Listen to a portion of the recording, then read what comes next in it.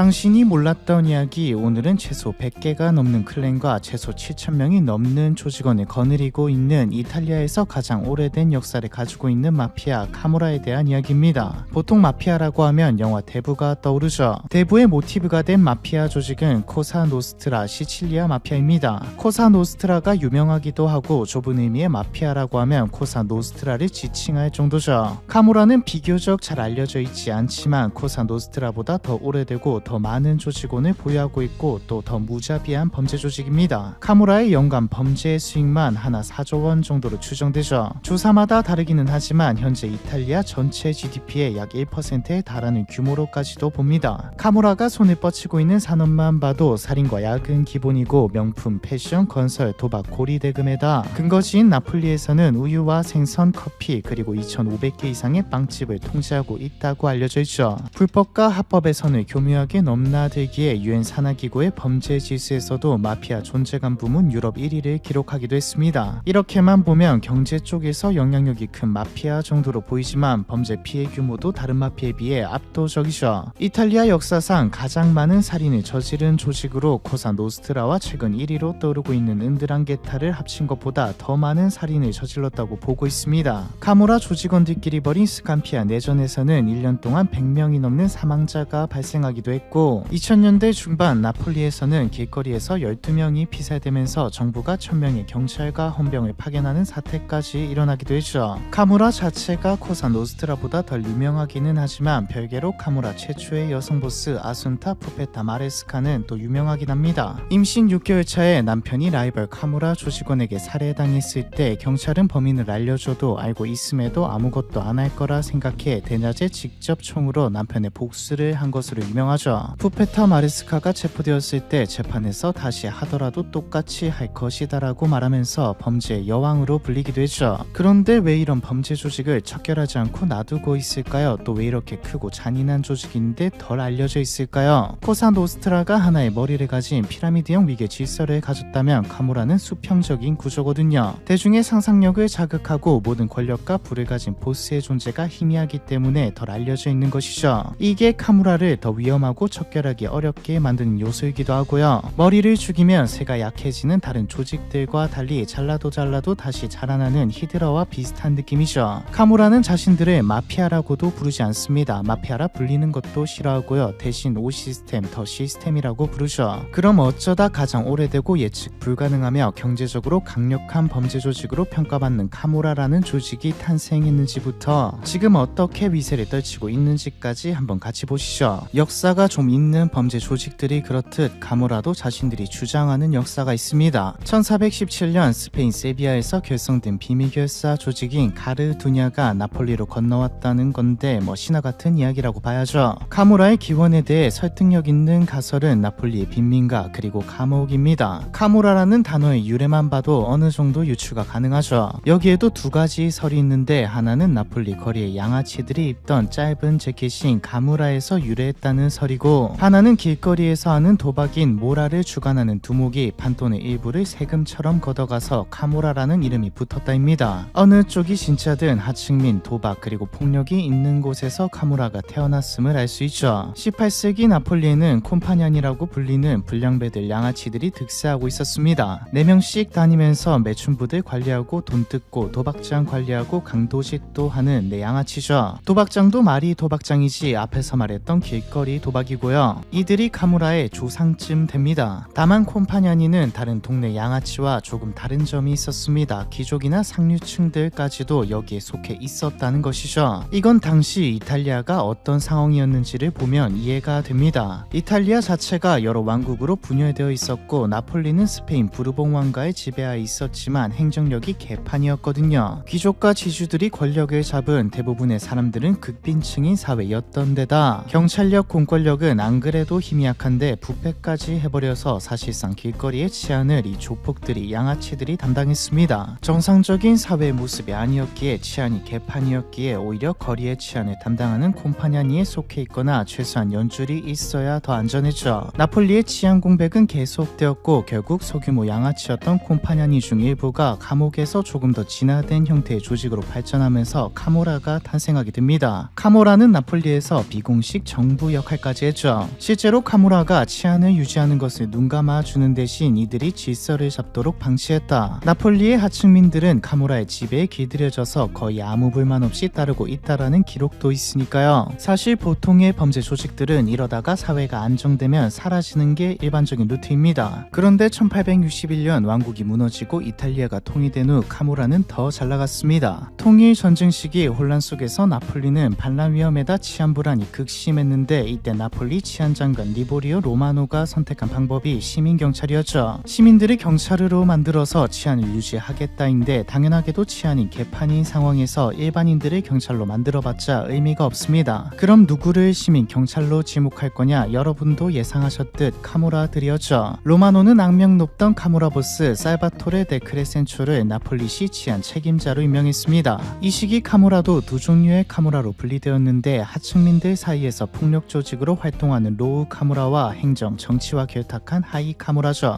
어찌되었든 카무라 사이에는 건너 다 연줄이 있었고 하이 카무라들은 음지에서 양지로 나와 대놓고 정치, 권력과 결탁하면서 대호황기를 맞이했습니다. 그 누구도 카무라에게 반기를 들 수 없었죠. 카무라는 말 그대로 나폴리의 모든 것을 지배했습니다. 그런데 또 전성기는 그렇게 길지 않았습니다. 정부 입장에서는 당연하게도 마음에 안 들었으니까요. 카무라들을 잡아넣으려고 법도 만들고 탄압도 해봤지만 또 합법적인 양지로까지 나온 카무라들을 잡아넣을 방법은 딱히 없었습니다. 정부가 압박은 하지만 카무라들은 법망을 피해서 더 세력을 키우고 활개치는 상황이 계속되었죠. 결국 잡아넣으려면 범죄를 밝혀야 하는데 살인을 비롯한 범죄들은 로우 카무라들이 다 뒤집어쓰고 들어가 버리고 하이 카무라들은 양지에서 합법적인 듯 활동했기에 정치와 결탁했다는 증거도 찾기 어려웠던 데다 애초에 이 사람이 카무라인지 아닌지도 구분하기 어려웠습니다. 카무라의 첫 번째 몰락을 가져온 건 내부의 탐욕과 배신이죠. 1906년 6월 6일 카무라의 고위 간부였던 젠나로 쿠오쿨러와 아내 마리아 쿠티넬리가 카무라 내부에 치졸한 이권 다툼으로 살해당하는 사건이 발생하죠. 수사 책임자였던 카를로 파브로니는 기회라고 생각했습니다. 살해당한 인물이 로우 카무라가 아니라 고위 간부였기에 시킨 사람은 최소 동급이거나 그 위라고 생각했죠. 잘만 하면 카무라 조직 대부분을 잡아넣을 수 있을 거라 생각했습니다. 하지만 이미 나폴리 경찰까지 카무라와 결탁한 상태라 쉽지 않았는데 파브로니가 카무라 조직원인 젠나로 아바테마조를 회유하는 데 성공하면서 사건의 흐름이 바뀌죠. 아바테마조는 자기가 아는 카무라의 모든 비밀들을 증언했습니다. 그냥 수사관에게만 말한 게 아니라 법정에 써서 다 말했죠. 여기서 암살을 지시한 최고위층 보스인 엔리코 알파노의 이름까지 나왔고요. 1911년 비테르보에서 열린 이탈리아 최초의 대규모 마피아 재판에서 엔리코 알파노를 비롯한 핵심 간부 27명에게 354년의 징역형이 내려지면서 카무라 최상층부가 한꺼번에 갈려나갔습니다. 당연히 언론에도 대대적으로 보도되었고 재판의 내용들이 전부 기사화되면서 카무라의 명예도 실추되었죠. 깡패들이 무슨 명예냐 싶지만 카무라는 겉으로 최대한 고고한 척 사회를 사람들을 위하는 척을 하면서 다녔습니다. 때로는 명예를 외치며 때로는 가난한 사람들을 도우면서 오히려 경찰보다 공권력보다 낫다고 보는 사람도 있었죠. 카무라 내부에서도 명예를 상당히 중요시했고요. 사람들은 이전까지 카무라가 유죄 판결을 받지 않는 것을 보면서 살인 같은 것들은 내부에서나 일어나는 일이고 일반인들에게는 손이 되지 않는다고 생각하는 사람도 있었습니다. 하지만 자기들이 미는 후보에게 표를 몰아주기 위해 동네 깡패들을 동원해 유권자를 협박하고 말을 듣지 않는 이는 칼로 베거나 납치하는 데다 선거에서 당선된 정치인들이 카무라에게 면죄부를 주면서 상부상조했다는 게 재판 과정에서 다 나오면서 이 이미지들이 다 박살났죠. 이미지도 실질적인 규모도 추락한 카무라는 갈수록 더 세력이 약해졌습니다. 일부는 미국으로 도망치기도 하고 일부는 다른 마피아들에게 흡수되기도 했죠. 하지만 카무라는 어떻게 계속 남아있긴 했습니다. 다시 자신들이 나설 만한 시대가 오기를 기다리면서 말이죠. 그리고 1차 세계대전이 터집니다. 전쟁이 끝나자 사회는 다시 혼란해졌고 카무라들은 다시 자신들에게 기회가 찾아왔다고 생각했죠. 아무리 세력이 줄었다 해도 나폴리에서는 여전히 카무라들의 힘이 강했고 무엇보다 다른 조직들이 부상하기는 했지만 비즈니스적으로 자신들이 강점이 있다고 생각했거든요. 그런데 무솔리니가 권력을 잡아버립니다. 파시즘, 극단적인 민족주의와 국가주의, 독재, 더 이상 폭력은 마피아들의 카무라의 것이 아니게 되었죠. 국가가 더 폭력적이었으니까요. 이 폭력의 칼은 카무라도 겨누었습니다. 무솔리니는 조직범죄는 뿌리 뽑아야 한다, 아니 그냥 다 죽여버려야 한다며 대대적인 진압작전을 펼쳤죠. 이유는 간단합니다. 국가 권력 외에 그 어떤 지배 지배자도 존재하면 안 되니까요. 시칠리아의 철의 장관으로 불리는 채살의 모리를 파견해 보인다면 다 데려와서 죽이거나 집어넣은 게 대표적인 사례죠. 차라리 죽이면 다행이었습니다. 고문이 비일비재했거든요. 카무라도 다르지 않았죠. 해외로 추방되거나 도망가는 게 베스트였고, 이게 불가능한 중간 이하급들은 그냥 죽거나 잡혀가거나 도망다니면서 숨어 사는 것밖에 답이 없었습니다. 1930년경에는 카무라는 사라졌다라는 말이 나올 정도가 되었고, 언론에서도 일상에서도 그 어디에서도 카무라를 만날 수 없었죠. 실제로도 카무라는 와해 직전까지 간 상태였습니다. 겨우겨우 숨만 붙어 있었죠. 이대로 쭉 갔다면 진짜 사라졌을 테지만 시대는 또다시 혼란해졌습니다. 2차 세계대전이 연합군의 승리로 사실상 결정 지어진 종전 무렵 파시즘이 무너진 자리에 다시 권력의 치안에 공백이 생겼죠. 당시 나폴리는 식량과 생필품이 부족할 정도로 황폐화된 상태였습니다. 한마디로 개판이었죠. 카무라는 꼬라지 보니까 전쟁은 사실상 패배로 끝났고 무솔리니도 힘을 잃었는데, 그럼 우리가 다시 활기칠 수 있는 거 아닌가라고 생각하며 다시 거리로 나왔습니다. 예상대로 치안도 행정도 과거 카무라의 전성기가 시작되었던 때와 같이 개판이었죠. 카무라는 순식간에 나폴리 식량 암시장을 장악했습니다. 그리고 카무라에게는 새로운 기회도 찾아왔죠. 연합군의 이탈리아 침공 당시 연합군이 나폴리에 머물 때 미군이 항구와 군수물자를 어떻게 관리하지 하다가 카무라와 손을 잡았거든요. 사실상 연합군이 권력 그 자체였기에 카무라는 다시 고개 빳빳이 세우고 양지로 대놓고 나와 범죄를 저지를 수 있게 된 것이죠. 1945년 전쟁은 완전히 끝났지만 카무라의 전성기는 이때부터였습니다. 전쟁은 예상대로 연합군의 승리로 끝났고, 이탈리아 권력에는 치안에는 공백이 생긴 데다 전후 재건이 이탈리아 북부 공업지대에 쏠리면서 남부는 등한시되었거든요. 즉 남부는 나폴리는 안 그래도 정부의 힘이 약한 시기, 이 약한 힘마저도 제대로 닿지 않는 곳이었습니다. 이 공백은 그대로 카무라가 다 가져갔죠. 이런 상황에서 미국 뉴욕 마피아의 전설적인 보스이자 현대 조직범죄의 아버지라고도 불리는 찰스 럭키 루치아노가 미국에서 추방되어 나폴리로 돌아옵니다. 루치아노는 이탈리아 촌뜨기 마피아들에게 선진국의 비즈니스를 미국식 조직범죄의 노하우를 전수해 주었죠. 정말 루치아노의 도움이 컸는지는 알 수 없지만 이때부터 시칠리아의 코사노스트라도 나폴리의 카무라도 양아치짓과 정경유착을 넘어 진짜 비즈니스를 하기 시작했습니다. 물론 불법으로요. 카무라가 큰 돈을 만지게 된 사업은 담배 밀수였죠. 경제난으로 살기 팍팍해지면서 담배 수요는 폭증했는데 세금이 많이 붙었던 시기라, 즉 비쌌기에 담배 밀수가 엄청난 돈이 됐습니다. 국가에서 1,000원 떼가는 거 자기들이 밀수해 와서 500원만 떼서 팔 수 있다면 이건 완전 황금알이었죠. 때마침 나폴리는 항구가 있었기에 범죄 조직에게 나폴리는 밀수하라고 지정해준 곳 수준이었습니다. 이탈리아가 전후 복구를 성공적으로 해내가며 경제 기적을 이루고 있던 1950에서 60년대 나폴리는 성장에서 소외된 낙후 도시처럼 보였지만 실상은 지중해 최대 밀수 왕국이었습니다. 세금이 안 거쳐서 규모는 정확히 짓게 되지 않았지만 낙후된 도시처럼 보이는 나폴리에는 엄청난 돈이 돌고 있었죠. 조직원이 아니라 카무라가 고용한 사람의 수만 4만 명에 달했다는 이야기가 있을 정도니까요. 담배 밀수로 카무라는 가장 부유한 범죄 조직이 되었습니다. 나중에는 나폴리의 경제 자체가 카무라의 사업들로 돌아갔죠. 식량 시장부터 시작해 밀수품 운반과 보관, 판매는 나폴리 사람들의 일자리가 되었고요. 카무라에게는 황금기였다고 봐도 무방합니다. 돈도 잘 벌고 싸움도 거의 안 했거든요. 다만 잡음이 없던 건 아니었습니다. 처음에 말했듯 카무라는 일반적인 범죄 조직과 달리 클랜들이 약하게 연결되어 있는 느낌이라 각 동네를 지배하는 보스들이 자기들이 더 많이 이권을 가지겠다고 싸우긴 했거든요. 그래도 평화롭긴 했죠. 하지만 황금기는 오래가지 않았습니다. 70년대 카무라는 나폴리는 피비린내 나는 전쟁터가 되거든요. 1970년대 초 전 세계적으로 범죄 조직들에게 불법 약이 가장 핫한 사업 아이템으로 떠오르게 됩니다. 약이 가장 핫한 아이템이 된 이유는 다른 게 아니죠. 수요도 확실하고 마진은 엄청난 가장 돈이 되는 사업이니까요. 담배 밀수와는 비교도 안 되는 수준입니다. 다만 비교도 안 되게 위험하기도 하죠. 코사노스트라는 이미 불법약 밀매에 뛰어든 상태였습니다. 문제가 이게 담배 밀수나 지역 이권 장악 이런 것들과 다르게 불법약은 전국구 사업이었다는 점이죠. 전국구도 아니라 세계화 시대라 글로벌 사업이었습니다. 가장 많은 이윤이 남는 건 결국 미국에 유통하는 것이었으니까요. 코사노스트라가 나폴리에까지 약을 푼다면 나폴리에서의 영향력마저 빼앗길 수도 있는 일이었습니다. 코사노스트라는 보스가 하자면 하고 안 해 하면 안 하는 것이었지만 카무라는 아니었죠. 결국 카무라 보스들 사이에서는 의견 충돌이 발생하게 됩니다. 특히 나이가 좀 있는 클랜의 보스들이 크게 반대했죠. 이유야 위험하니까요. 클랜의 나이 좀 있는 보스라는 말은 담배 밀수로 엄청난 부를 가지고 있었다는 말입니다. 돈은 이미 많고 이제 곧 은퇴해서 평화롭게 살고 싶은데 갑자기 위험한 양 밀수를 하자니 싫죠. 하지만 신세대의 클랜 보스들은 생각이 달랐습니다. 어쩌면 카무라의 황금기는 이 늙은 보스들의 시대에서 끝일 수도 있고 약이 돌기 시작하면 자신들은 어떻게 될지 모르는 상황인데 지금 가지고 있는 힘과 돈으로 약에 안 뛰어들면 안 된다는 생각이었죠. 결국 양밈의 찬성파와 반대파 간의 전쟁이 일어났고 나폴리는 피비린내 나는 전쟁터가 되었습니다. 약 400명의 사망자를 내고서야 전쟁은 끝났습니다. 결과는 찬성파의 승리였죠. 이 전쟁의 결과로 모든 카무라의 클랜들이 양밀매와 거래에 뛰어들게 되었고 나폴리는 남유럽의 불법령 유통 거점으로 변모했죠. 그런데 이건 시작일 뿐이었습니다. 교도소에 수감 중이던 라파엘레 쿠톨로라는 인물이 카무라의 질서를 만들겠다고 나서면서 나폴리는 진짜 전쟁터가 되었거든요. 라파엘레 쿠톨로는 안경을 쓴 지적여 보이는 외모로 교수라는 별명으로 불리는 인물이었습니다. 살인으로 감옥에 수감 중이었는데 감옥 안에서 자신의 제국을 만든 인물이기도 하죠. 다른 수감자가 없는 방에서 언제나 전화를 할 수 있고 쿠톨로 전담 요리사와 회계사도 옆방에 둔 교도소의 왕이었습니다. 쿠톨로는 감옥 안에서 분열된 흩어져 있는 카무라를 통합해서 코사 노스트라에 대항할 수 있는 체계화된 조직을 만들겠다고 선언했죠. 그렇게 해서 탄생한 게 누오바 카무라 오르가니자타 NCO입니다. 조직원들에게는 매일 월급을 주고 조직원이 수감되면 다른 조직원들이 수감된 조직원들의 가족을 돌봐주는 나름의 복지 시스템도 도입하면서 인기를 끌었죠. 참고로 쿠톨로는 감옥 안에서 이 모든 걸 지휘했습니다. 편지나 전화로 지시만 했죠. 돈은 안 그래도 담배 밀수로 잘 벌렸는데 약까지 손대면서 넘쳐났고 수많은 나폴리 청년들은 돈도 주고 가족까지 책임져 준다고라며 합세했습니다. 나중에는 수십 개의 클랜이 NCO에 합류했고 조직원 수만 7,000명에 달할 정도가 되었죠. 현장에서 지휘를 맡은 건 교도소 안에서 쿠톨로를 만나 충성을 맹세하고 출소한 이들이었고요. 쪽수로 덤비면 당연히 재간이 없죠. NCO는 쿠톨로의 생각대로 순식간에 나폴리를 장악했고 그 어떤 클랜도 아무리 강하다 해도 해봤자 몇십 많아도 100단위인데 1000명이 때리러 오니 대항하기가 힘들었습니다. 유력 클랜들은 어느 정도 위세를 유지하고 사업을 해나갔지만 과거만큼은 아니게 되었고요. 그렇게 NCO는 쿠톨로의 지휘 아래 새로운 카무라로서 자리를 잡는가 싶었는데 NCO가 이제 자신들이 다 먹었다고 생각했는지 나폴리에서 벌어지는 모든 범죄 비즈니스에 세금을 붙이겠다는 발표를 합니다. 이건 이전의 조치들과 좀 느낌이 달랐죠. 범죄 비즈니스에 세금을 붙인다는 건 두 가지 큰 도전이었습니다. 하나는 밥그릇에 손을 댄다는 것이었고 하나는 자존심 문제였죠. 유력 클랜들이 굳이 나서서 싸우지 않았던 가장 큰 이유는 클랜이 아니었습니다. 싸우면 질 것 같기도 하고 지금 우리 사업만 안 건들면 우리 클랜들 식구들은 부자로 먹고 살 수 있으니 상관없었으니까요. 그렇기에 세금, 밥그릇을 건드는 건 큰 문제였죠. 그리고 이 범죄 조직 깡패들에게 중요한 게 자존심, 속칭 가오인데 세금을 내라는 건 너무 자존심 상하는 일이었습니다. 이런저런 핑계를 대면서 싸움을 회피하는 건 최소한의 가오는 지킬 수 있지만 세금을 내는 건 너무 가오 떨어지는 일이죠. 굴복이나 다름없으니까요. 결국 안 되겠다 생각했던 유력 클랜들의 보스들이 만났죠. 결론은 간단했습니다. NCO 부수자, 전쟁하자, 대신 우리도 팀 먹자. 1979년 유력 카무라 클랜 보스들이 NCO를 부수기 위해 누오바 파밀리아를 만들면서 1980년부터 83년까지 최소 1500명이 사망하는 전쟁이 내전이 일어나게 되죠. 카페, 병원 뭐 서로 보였다 하면 총을 쐈고 나폴리는 과정 없이 시체들이 나뒹구는 도시가 되었습니다. 결과는 누오바 파밀리아의 승리였죠. NCO는 괴멸됐습니다. 전쟁에서 승리한 누오바 파밀리아의 보스들이 나폴리를 분할 통치하기로 하면서 끝나나 싶었는데 또 싸우죠. 이미 피는 받고 끝까지 가보자가 되어버렸습니다. 이 싸움에서 우위를 차지하게 된 클랜은 나폴리 북부 카세르타 지방의 카살디 프린치페를 거점으로 활동하는 카살레시 클랜이었죠. 카살레시 클랜은 그 어떤 클랜보다 막대한 부를 거머쥐었습니다. 카무라들 사이에서 우위를 차지했기에 이권을 장악한 것도 있긴 했지만 진짜 많은 돈을 번 건 건설 사업에서죠. 겉으로 보기에는 정상적인 건설 회사처럼 보였습니다. 입찰해서 사업 따내고 공사하는 의심하지 않고 본다면 이상할 게 없었죠. 하지만 의심하고 보면 이상한 것 투성이었습니다. 모든 건설 현장에 들어가는 것들 시멘트부터 시작해 자재들이 한 회사의 것이었고 공공 입찰만 했다 하면 좀 큰 거는 전부 한 회사로만 가고 이 회사의 경쟁 회사들은 부도나거나 대표가 죽어버렸죠. 카살레시 클랜은 폭력과 정경 유착을 통해 건설이라는 산업 자체를 독점했습니다. 카살레시 클랜이 건설을 독점하는 동안 나폴리 북부 외곽의 스캄피아와 세콘딜리아 밀라노 지역은 불법약의 제국이 되었죠. 유럽 최대 불법약 시장이자 누가 죽어나가도 모르는 지의 법권과 같은 지역이 되어버렸습니다. 이곳을 지배한 건 파울로 디 라우로의 디 라우로 클랜이었죠. 디 라우로가 약시장을 장악한 방식은 물론 폭력도 있었지만 유통에 있었습니다. 직접 판매하는 게 아니라 자기들이 밀매로 약을 가져와서 도매로 중간 판매자들에게 뿌려버리는 거죠. 누가 잡히더라도 위까지 본체인 디 라우로 클랜까지 올라가기 힘든 구조입니다. 스캄피아 한 구역에서만 하루에 7억치가 팔렸다고 하니